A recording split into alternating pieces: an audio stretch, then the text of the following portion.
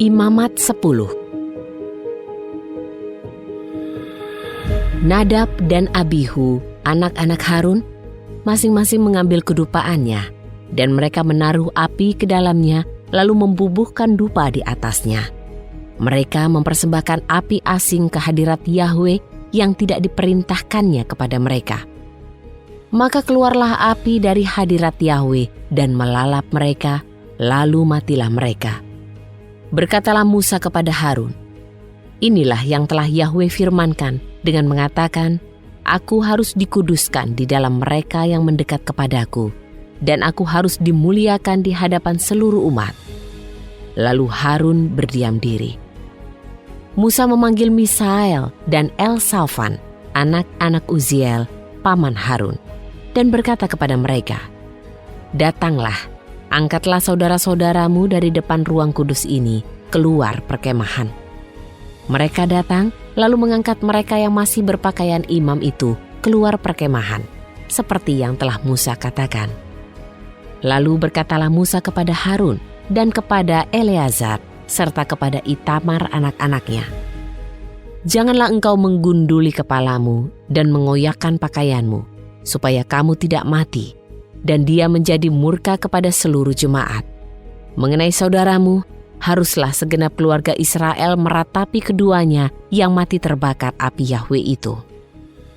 Janganlah kamu keluar dari pintu kemah pertemuan, agar kamu tidak mati, sebab minyak urapan Yahwe ada padamu." Dan mereka melakukan seperti perkataan Musa. Berfirmanlah Yahwe kepada Harun dengan mengatakan, "Janganlah engkau dan anak-anakmu meminum anggur dan minuman keras, maka kamu tidak akan mati ketika masuk ke dalam kemah pertemuan. Inilah suatu ketetapan selamanya bagimu turun-temurun. Haruslah engkau memisahkan antara yang kudus dan yang cemar, serta antara yang najis dan yang tahir. Ajarlah Bani Israel segala ketetapan yang telah Yahwe firmankan kepada mereka melalui perantaraan Musa." Berbicaralah Musa kepada Harun dan kepada Eleazar serta Itamar, anak-anaknya yang tersisa itu. "Ambillah persembahan sajian yang tersisa dari persembahan api-apian Yahwe, dan makanlah itu tanpa ragi di dekat mezbah, sebab itulah persembahan maha kudus. Kamu harus makan itu di tempat yang kudus, karena itulah bagianmu dan anak-anakmu dari persembahan api-apian Yahwe. Demikianlah aku telah diperintahkan. Haruslah kamu memakan dada persembahan ayunan dan paha persembahan unjukan di suatu tempat yang tahir. Engkau dan anak-anak laki-lakimu serta anak-anak perempuanmu yang bersamamu. Sebab itu telah diberikan sebagai bagianmu dan bagian anak-anakmu dari persembahan pendamaian Bani Israel. Haruslah mereka membawa paha dari persembahan unjukan dan dada dari persembahan ayunan bersama persembahan api-apian dari lemak untuk mengayun-ayunkannya. Inilah suatu persembahan ayunan di hadapan Yahwe.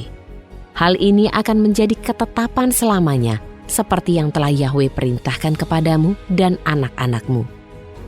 Musa mencari dengan sungguh-sungguh kambing persembahan penghapus dosa itu, namun tampaknya sudah habis terbakar. Maka ia menjadi marah terhadap Eleazar dan Itamar, anak-anak laki-laki Harun yang masih hidup itu, dan berkata, "Mengapa kamu tidak memakan persembahan penghapus dosa itu di ruang kudus?